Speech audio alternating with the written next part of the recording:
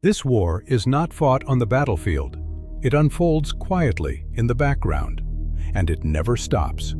While cameras focus on soldiers, weapons, and front lines, the decisive actions take place elsewhere, in windowless rooms, inside anonymous networks, through operations that officially do not exist. The war in Ukraine has a visible layer, and a second one that remains hidden. But this hidden layer is often the more important one. After 2014, the nature of the conflict began to change.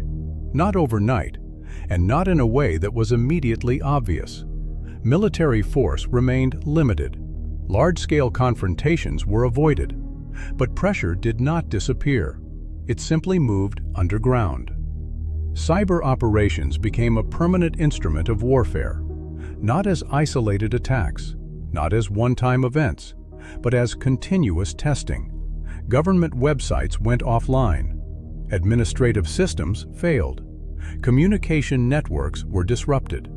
Not to cause chaos, not to collapse the state. The objective was different. Each incident measured reaction time, decision-making speed, coordination between institutions, and the resilience of society itself. Every cyber attack was a probe, a rehearsal, a way to map weaknesses without crossing the line into open war. At the same time, physical sabotage became more frequent.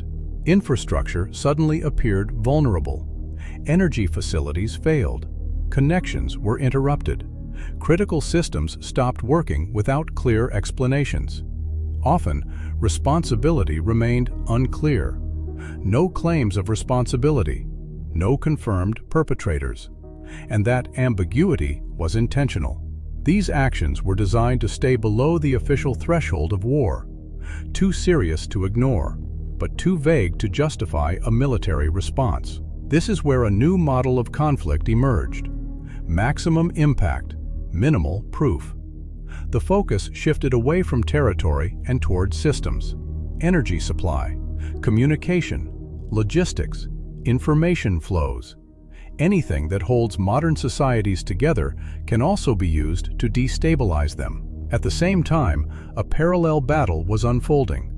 The battle for perception. Was it an accident? Technical failure? Human error? Or a deliberate act? The less clear the answer, the greater the pressure. States are forced to react, even without certainty, even without evidence. And every reaction creates new risks. This is how escalation happens without declarations of war. This is how conflicts expand without front lines moving.